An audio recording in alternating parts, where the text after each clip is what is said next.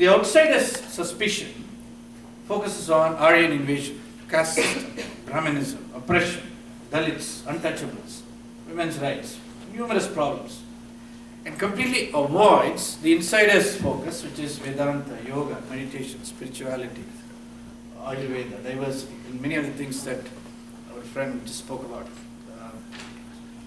So the insider's view is almost completely missing. In other words, we don't have the insider's voice represented in the university.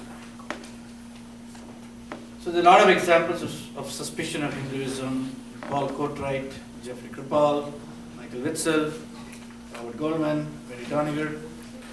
You know all these names. Who's the guy from Columbia? That's Sheldon Pollock, and so on and so forth. Keep moving. It's an enormous challenge. Keep going. Keep going. So we need a major transformation. Okay, we need to turn the wheel back into an era of Shraddha within the academia.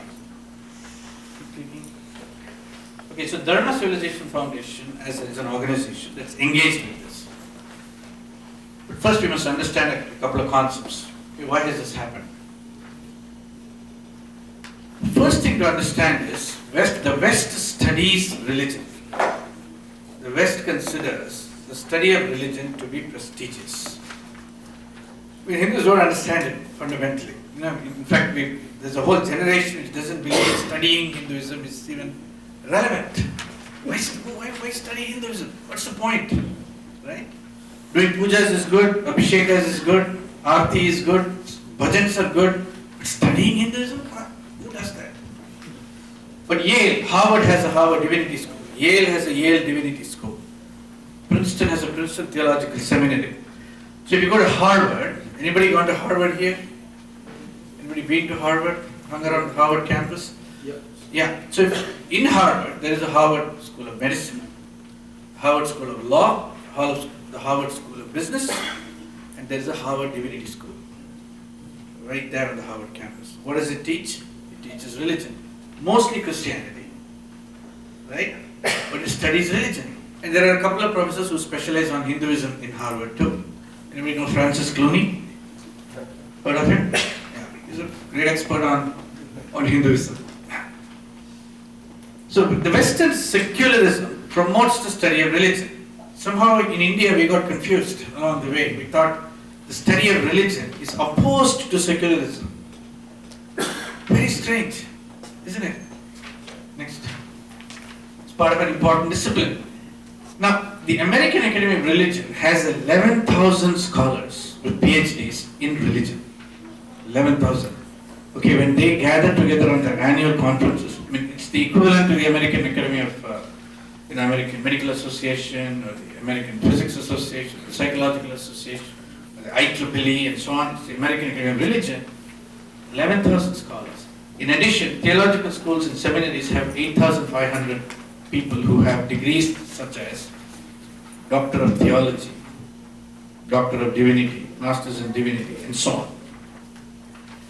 We are largely unfamiliar with this discipline. Next. Now, in the West, there are two paradigms of studying religion. There is the secular liberal and the theological. Secular liberal, the theological. The secular liberal method of study, which is to bring to bear on the study of religion a variety of other disciplines like sociology, history, anthropology, psychology, even geopolitics, and so on, are enshrined in the mainstream universities. But in the seminaries and the divinity schools, there's a whole different way of studying religion, where the perspectives of the believer, the practitioner, the insider to the traditions is preserved. So while the secular liberal universities have privileged a lens of suspicion, in other words, they look at religion as a phenomenon which is suspicious in its very essence. Right? While the lens of suspicion is privileged in the secular liberal environments, the lens of faith is preserved and privileged in the theological schools and the seminaries.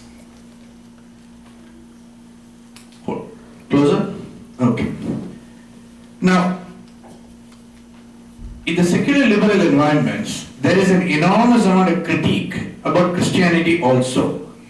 It's not that they are only critiquing Hinduism, they critique Christianity.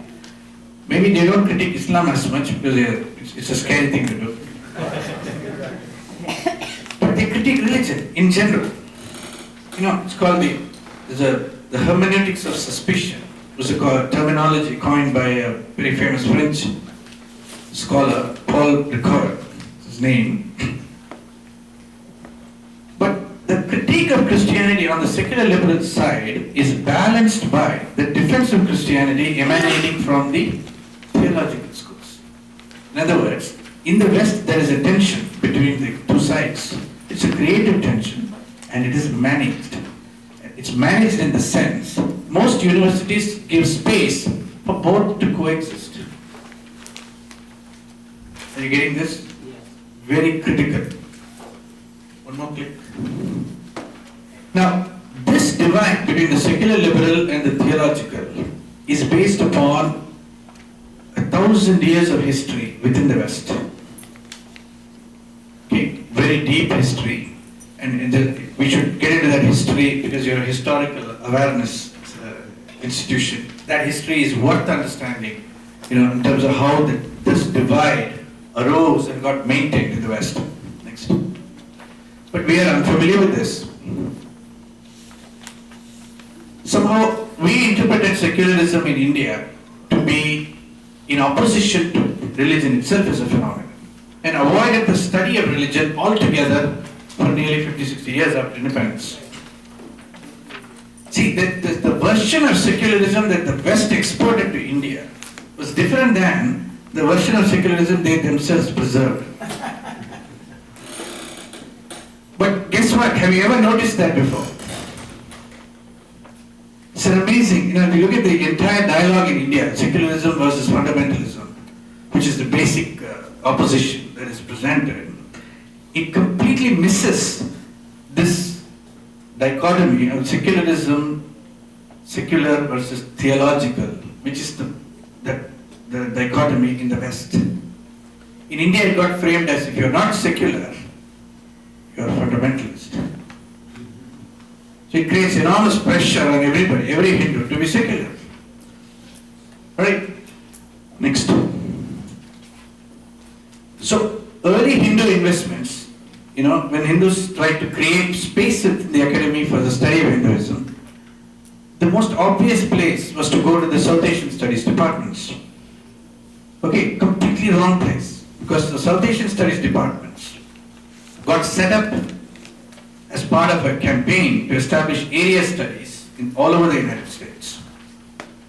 Right after World War II, when the United States of America was interested in studying the entire world from the standpoint of its own self-interests, from the standpoint of understanding which parts of the world will align with US interests and which parts of the world will align with Russia.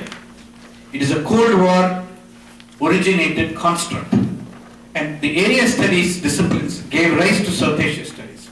Somehow we think South Asia studies is about studying the gifts of South Asia to the world. It's not. So investments into that departments haven't panned out. Next. But every religion in this country is funding religious studies. Christians have funded thousands of chairs, Jews have funded hundreds of chairs in colleges, Jewish schools, Buddhists, Sikhs and Jains have all funded chairs in the academy. Muslims have funded a lot of chairs and centers now. But the Hindu community is yet to begin this journey. Even the few efforts we've made have been very, very unsuccessful, but for the most part. Next. Keep going.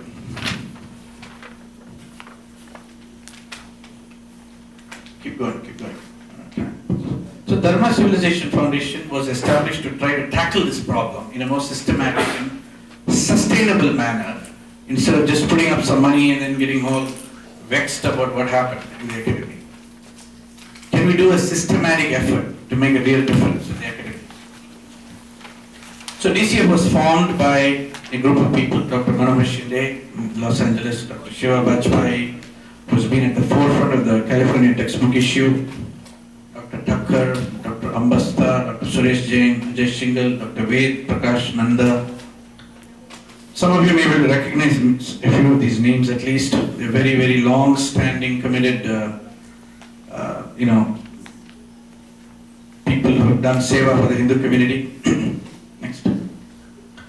So currently, DCF has embarked on 3 initiatives. One is at the University of Southern California, which is a secular, liberal, private institution, private school. The next one is at the University of California, Irvine, which is a secular, liberal, state-funded institution. And the third is the Graduate Theological Union, GTU, which is a theological consortium. So all of these are experiments, but very carefully and thoughtfully done experiments. My interest is in talking about the GTU, the Graduate Theological Union. It is really, really unique. So in Berkeley, on the University of California, Berkeley campus, there are 2 places one can go, the secular liberal side and the theological side. GTU exists on the UC Berkeley campus. Next.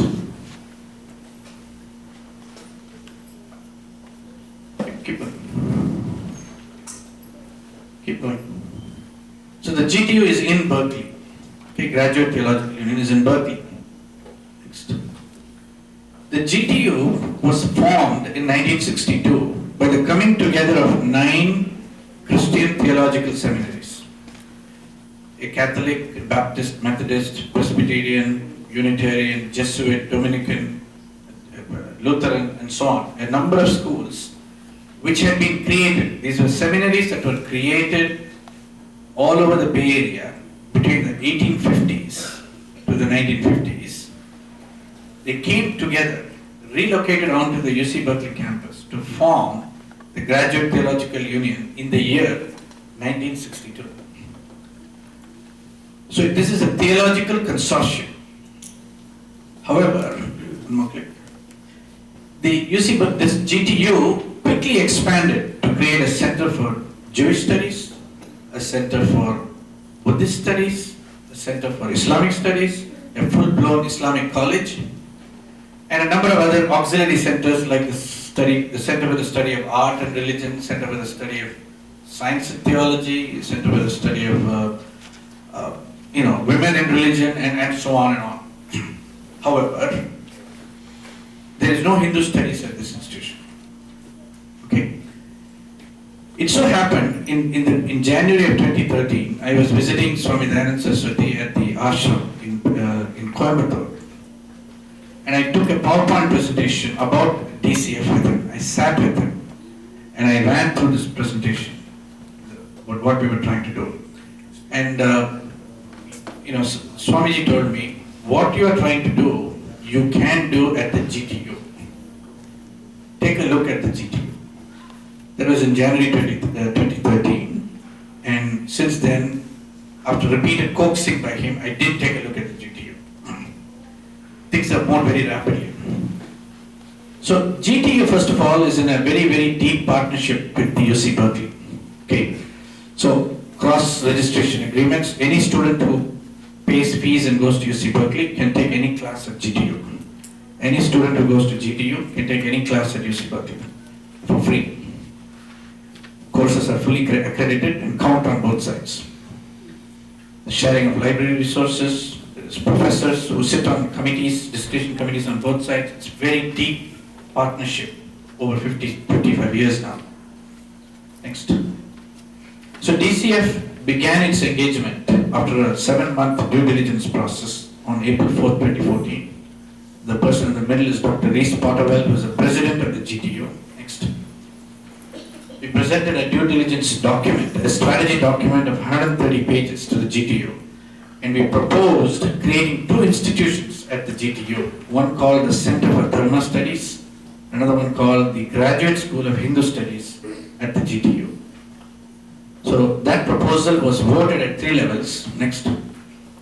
It went from at the president of the GTU to the board of trustees of the GTU to the council of presidents of the GTU. And the Council of Presidents at the GTU consists of the 9 presidents of the 9 Christian seminaries and the president of the GTU, 10 of them. And they examined our 130-page document proposal, and they voted on it. And they voted 9-1 to accept our proposal to create Hindu institutions at the GTU. So the proposal calls for a very clean roadmap. We started with some classes in the year 2014, an MA degree in 2015, which we have just launched. It's open for registration now. Research and PhD programs in 2016, Center for Dharma Studies in 2017, and a graduate school soon thereafter. It's a very clean, constructed roadmap.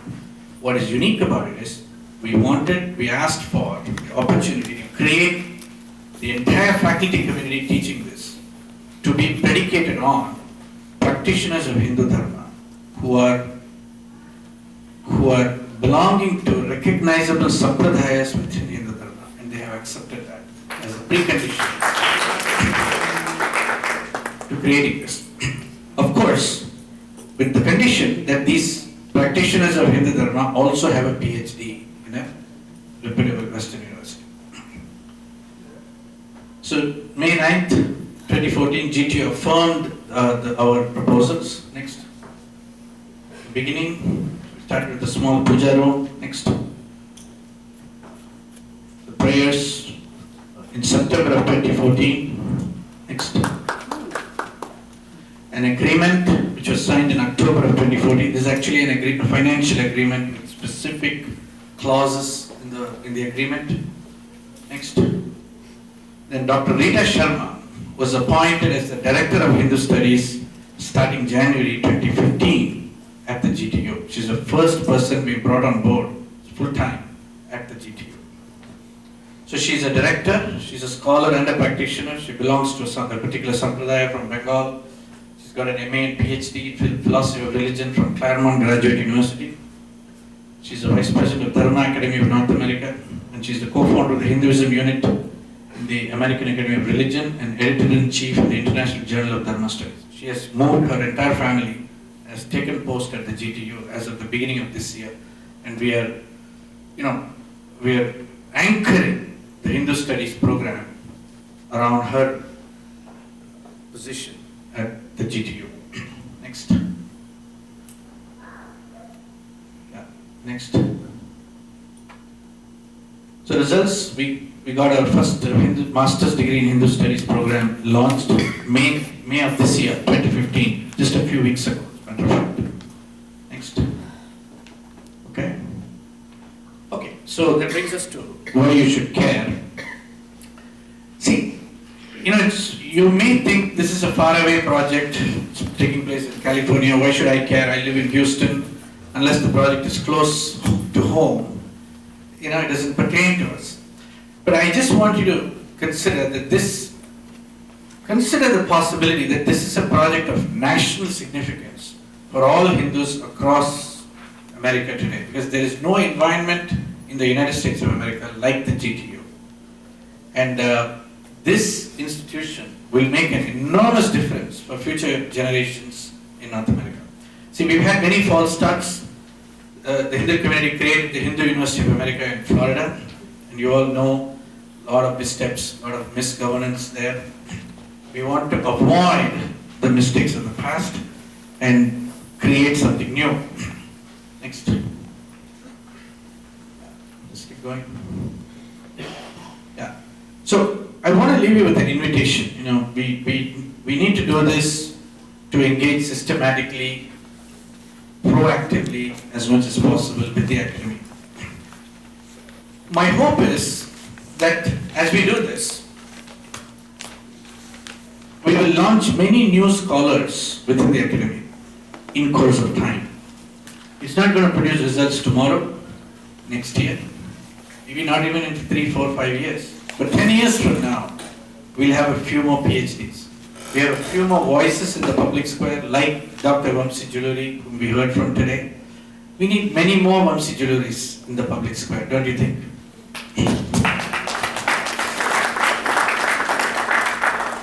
many more people who speak from within the academy.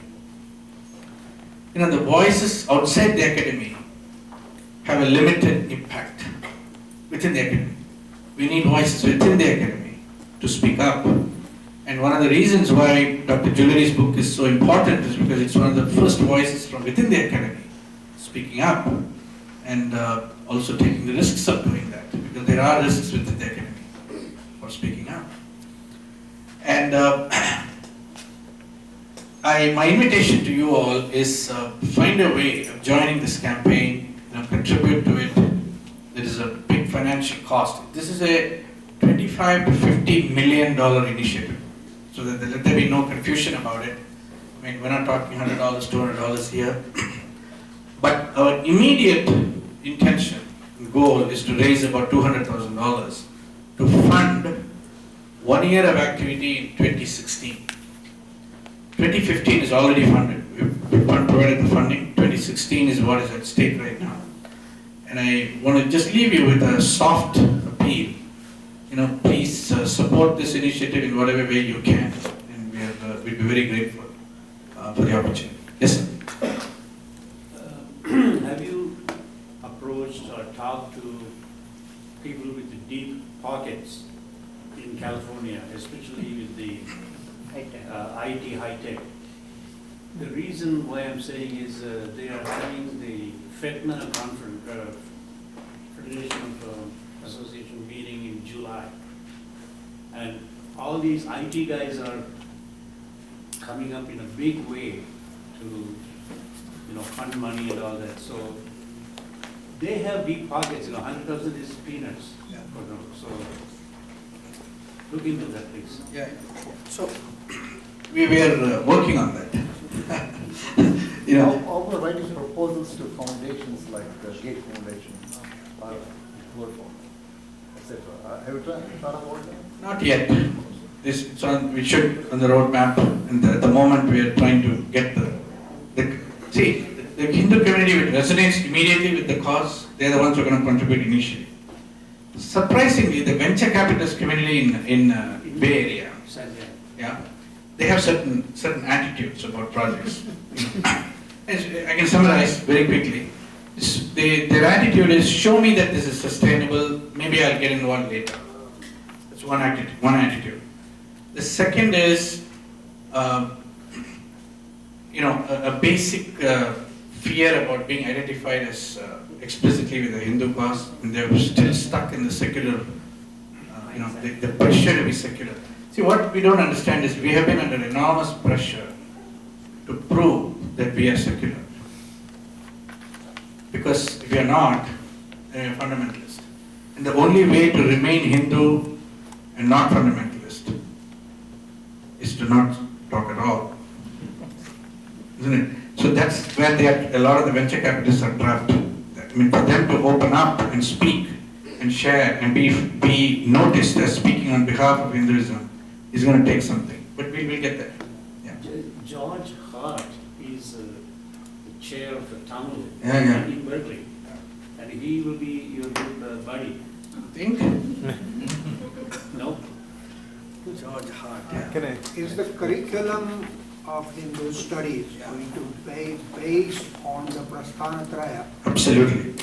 Because if we study academic mumbo jumbo written by others who don't speak Sanskrit, who don't understand a word about Hinduism, they should not be considered even literate, never mind scholars, on the subject of Hinduism. And we should profoundly oppose idiots who talk like that. Right. So, who is teaching a class on the sacred texts of Hinduism in the fall semester at the GTU? How many of you have heard of Swami Swatna Vidyananda? She's one of the disciples of Puja Swami Dayananda Saraswati. And she's a sannyasin in an ashram in Oregon. And she happens to have a PhD in sociology from UC Berkeley. So she fit the dual characteristics. And we are going to go after those two characteristics. A deep traditional knowledge, learning within the sampradaya, and a PhD in Western sense. You can bring those two together The second part is the 6 schools of philosophy in Hinduism encompass almost every aspect of philosophy in the world. And we need to claim that as Hindu. Absolutely. May I request the audience, we are running out of time, so we'll have a chance to interact with our guests when we're having refreshments. So please hold your questions till then so we can proceed ahead with the program. I think Dr. Vamsee Juluri would like to say just a couple of more minutes. Thank you. Thank you.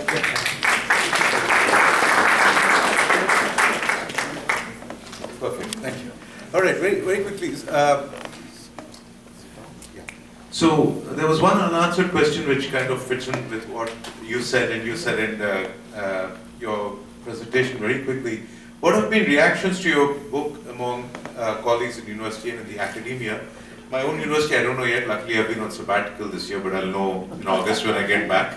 As long as my students continue to love me, I'm happy. No, really, I mean, I see hope in my students. They're mostly American undergraduates. I teach this class on Gandhi, and they see the wisdom of Sanatana Dharma, even if it's in the form of Gandhi or even the Gandhi movie, and they wonder why, you know, we still haven't done anything about it. And I'll tell you what the challenge is. You know, we can tell people we don't talk about Hinduism, but who are we? We are amateurs.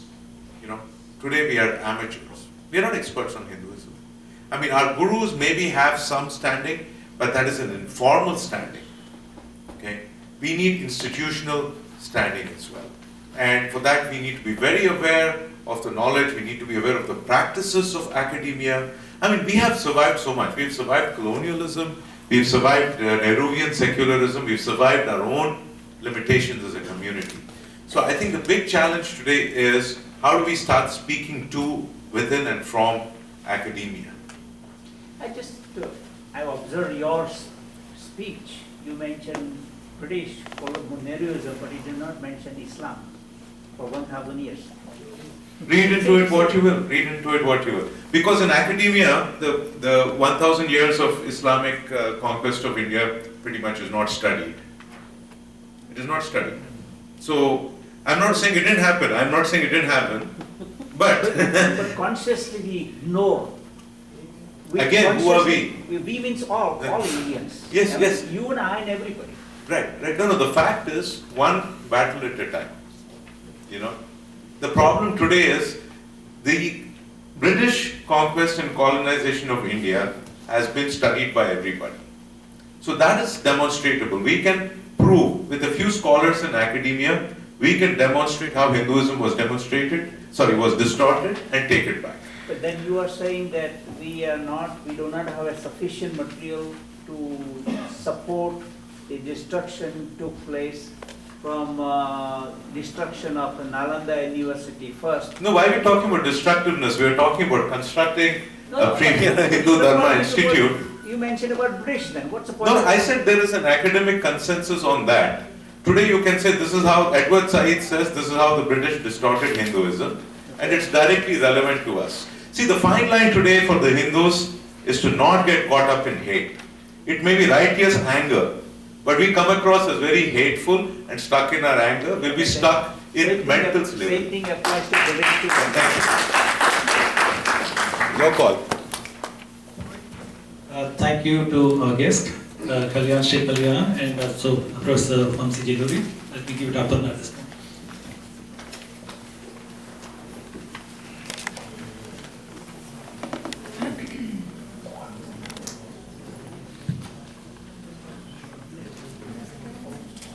I know we have a lot more questions, but they'll be available for you to address your queries during the light refreshments that we'll have after the event.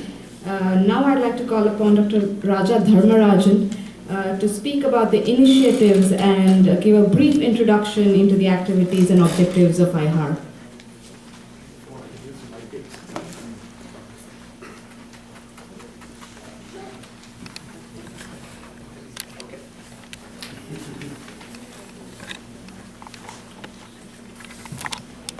Thank you, Aparna. I'm not going to take much of your time. I know that we are kind of running out of time. So what I want to do in the next couple of minutes is essentially talk a little bit about our organization, IHAR, some of the projects and activities that we have conducted over the last couple of years.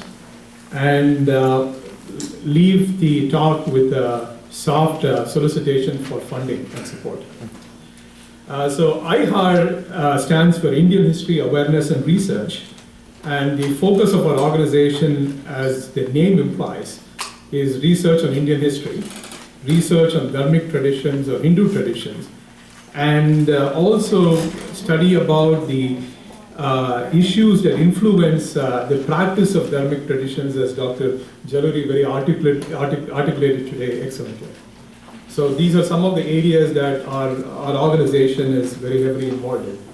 So in the last 3 years, we have brought together excellent programs like the one that we had this evening. So this is an example of one of our activities, and we also had a program several months ago in which we organized a healthy debate between Rajiv Malhotra and Dr. Christian Eberhard, who's a professor of theology at the University of Houston, and the topic of the debate was Western dichotomy towards Dharma. Does West assimilate, accept, reject, or vilify? And that was an interesting and lively discussion. We've also conducted a panel discussion on Sati, which again had a good audience. We also had Dr. Nagaswamy talk about the Hindu temple architecture. All of these, so as we move further along in the next couple of years, we would like to have more of these programs, and to some extent also invite scholars from India to come here and participate in these programs and impart and enrich us with their knowledge. In order for us to do this effectively, we need funds, and that goes without saying. And besides funding, we also need support in other ways. We are in the process of launching a website, so any assistance that we can solicit towards web development would go a long way towards making this website more effective. This year, we also have an ambitious program of having a history festival, and the history festival. So this is an opportunity for a significant youth participation in the history festival, and again, this is also a solicitation for youth to be involved and work with us in making this program a success. And lastly, I want to talk a little bit about the textbook project that Dr. Juluri alluded to. Our team members have already responded to have reviewed several history textbooks, and have responded to issues that where Hinduism was not well represented, or I should say misrepresented. So these are the topics that we heard today: the caste system, for example, the role of Indian scientists in the fields of mathematics, astronomy, physics, etc., which obviously is conveniently ignored in favor of some other narrative. So we have launched this textbook initiative, and our goal is to essentially bring the editors of these history textbooks aware of our activities. And I'm also happy to announce that in the recent responses that we submitted to the editors, they have accepted our comments, and we're hoping that these submissions actually turn into modifications of these textbooks.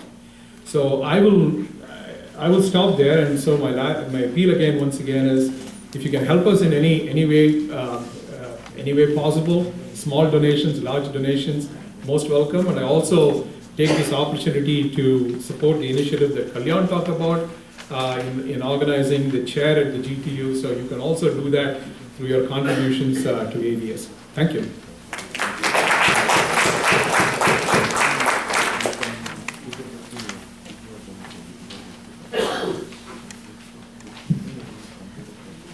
Thank you, Dr. Dharmarajan. Before we move on to the vote of thanks, I would only like to say that we'll go ahead with honoring the speakers today, if that's possible, before we move on to the vote of thanks. Can I have Srimati Malati and Professor Narendra Uttukuri to honor Professor Vamsee Juluri from Team IHAR. This is a small honoring for all the speakers who have been kind enough to take time off their schedule to be here.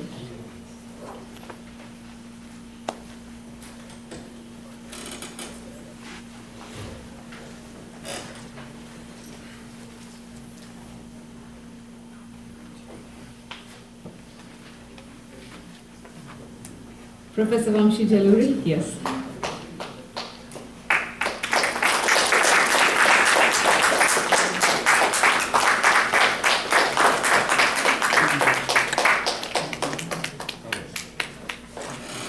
Thanks.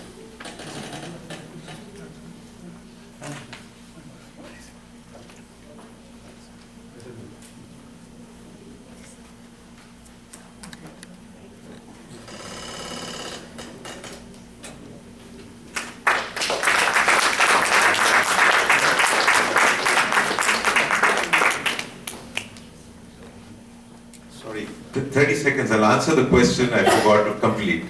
Where does academia stand today? Do you know what my opinion is? They're standing on the wall. So which means we have not only got them with their backs to the wall, we've actually got them on the wall. So there are people who are waiting to see which side things will go. And I'm truly honored to be holding this book and to be in this community because we'll make it happen.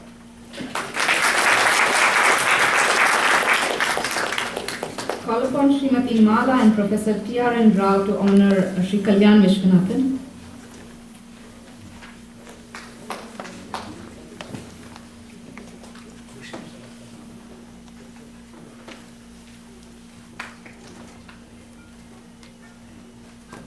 No? Thanks for coming. Project you are in. I hope you find success. Dipa Asana.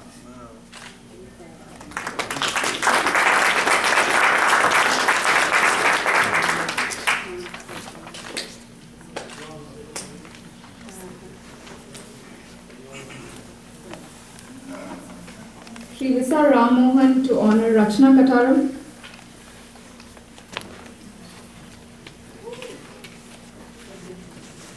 We need more youngsters to speak up, so this is just encouraging them.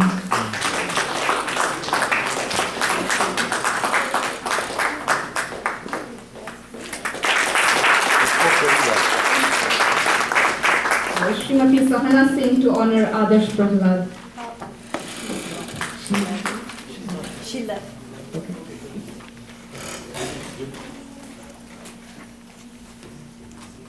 Srimati Kavya honoring Adarsh Prahlad.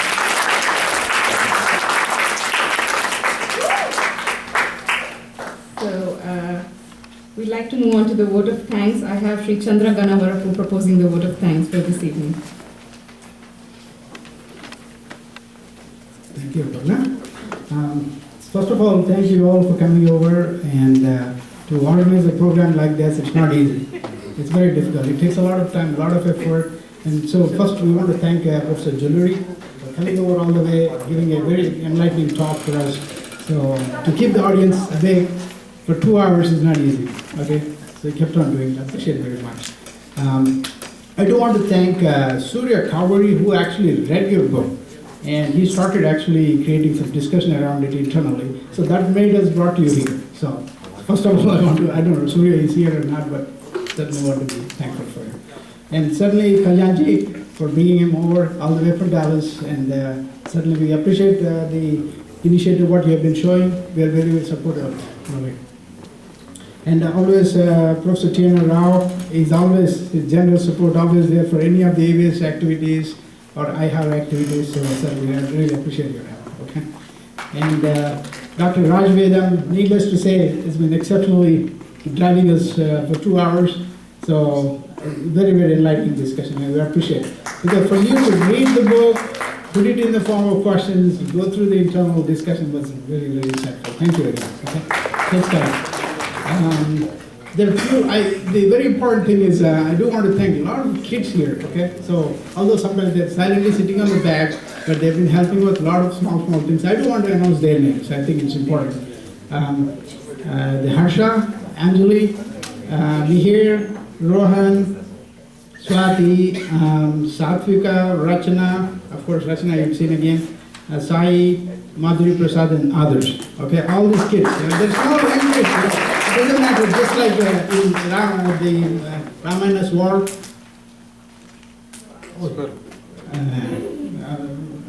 Vrunda, oh, of course. So Vrunda is always there for all of our activities, silently sitting there, recording every event. Thank you. Vrunda is an exceptionally good guitar player, by the way. Okay. So certainly it's good to see all these kids coming and joining us. So it's very, very appreciative of them. And Prasad is Gurjala, very silently works behind, very meticulous planner. So Prasad, thank you for doing that. And Vivek and Prahlad for helping us with all the marketing and books, bookstore, things like that. And such a wonderful budget. I can't believe it. Smita, Hasita, and Surabhi. Okay, thank you again. So keep us alive. And Subrata ji for your always the general support. Always you're there for the important reasons. So thank you again. Certainly, I think after this there'll be, I think there is 2 minutes of budget. I think we'll end of prayer. ABS anthem. And after that, don't go away. So we got good snacks for you. Relax and meet with Prof Juluri. Okay. And actually, the food was provided by a very good good restaurant here, Abruchi. So hopefully you enjoy it. Thank you again.